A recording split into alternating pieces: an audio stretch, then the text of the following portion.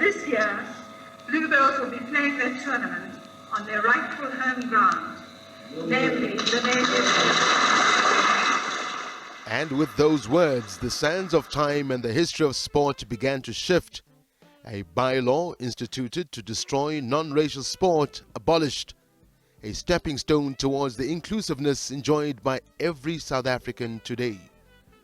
Prior to this announcement, Bluebells United had to play their home fixtures at the Queen's Park grounds in Vrededorp and Natalspruit grounds, both destinations more than 40 kilometers away, instead of a football ground in the center of their neighborhood.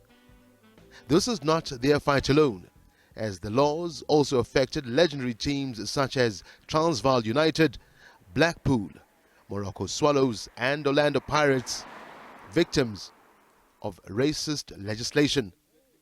To learn more about Bluebells United Football Club and their history, we had to travel to the source of the consternation. Here we found a group of friends who took on the apartheid law head-on. We are a totally multiracial team. We had players from Rustafal, Lenasia, Bosmont, Soweto, right. And then we struggled. But the whole aim was to have the resolution of the City Council rescinded, which meant any club or any organization cannot use municipal grounds unless they are affiliated directly or indirectly to FASA. FASA, which was white. White, yeah. Only. Only. Alan Munsami, Vincent Naidu and Terry Jevanantham were mere juveniles at the time, all attending Lenasia Secondary School, which is just a stone's throw away from the stadium. Painted blue in the colors of their beloved Bluebells United, Lenasia Stadium and this group of friends played their role in the fight against the unjust laws of apartheid. And this year's 50-year commemoration is as sweet as the day the announcement was made. Look, the establishment of the team was, actually it was founded as a result of us playing for our primary school team.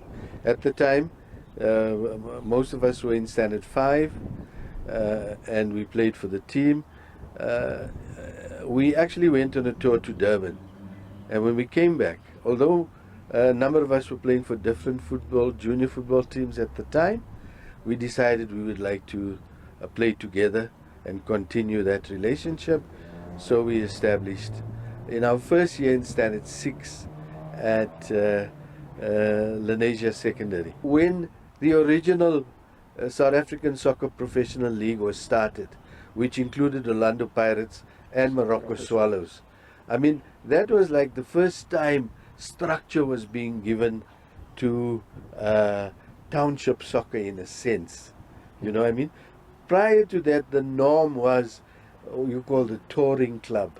You know, there was no league fixtures. Play challenge fixtures. Yeah, Pirates would be playing, go to Nelspruit and play somebody over there. And, you know, it just carried on like that. And even that sort of situation continued even when Kaiser came back and started Kaiser's 11, which was a precursor to Kaiser Chiefs.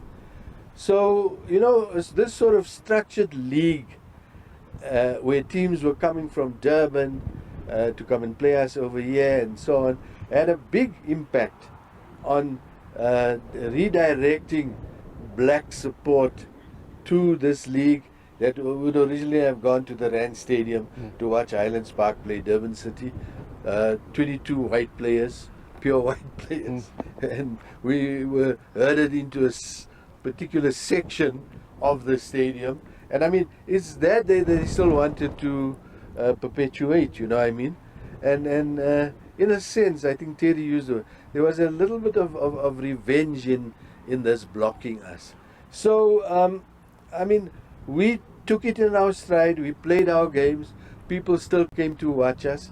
And for us, it was, I mean, in a sense, if I can relate how I felt, it was a double victory in that we were playing soccer at the highest level that we could be playing. And, you know, we were doing it under our conditions and not being dictated to by the apartheid regime. Bells finally made their debut at the Lenasia Stadium on the weekend of the 8th and 9th of July 1973. They went on to win their home tournament, beating Cape Town Spurs 2-0 in a thrilling final with a capacity crowd at their beloved Lenasia Stadium. In the forefront of our campaign were two significant people. Don Mattera, the unofficial poet laureate at the time of South Africa, and Dr. Selma Browde, the single Progressive Party councilor on the Johannesburg City Council. After lots of work and lots of campaigning, this restrictive law was actually repealed in 1973, allowing us to play at Lenasia Stadium. To mark the occasion, we organized a tournament featuring 4 teams, and this was on the 8th and 9th of July 1973, almost 50 years ago.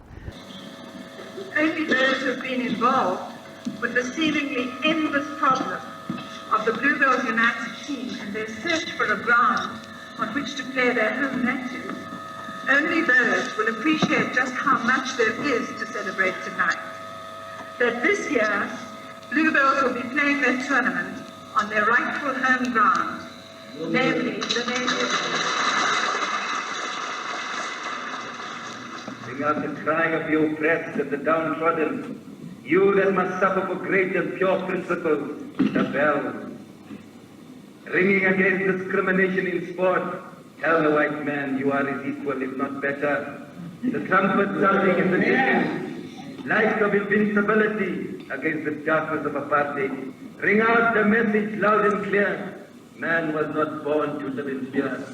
Ring bells and be proud of your heritage, your name inscribed in freedom's page.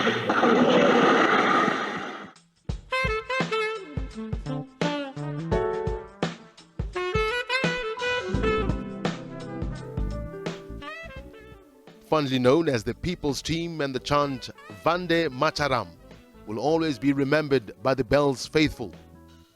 As for the club, it will always be synonymous with the social history of Lenasia and earning the right to have its proud name etched in South Africans' football Wall of Fame.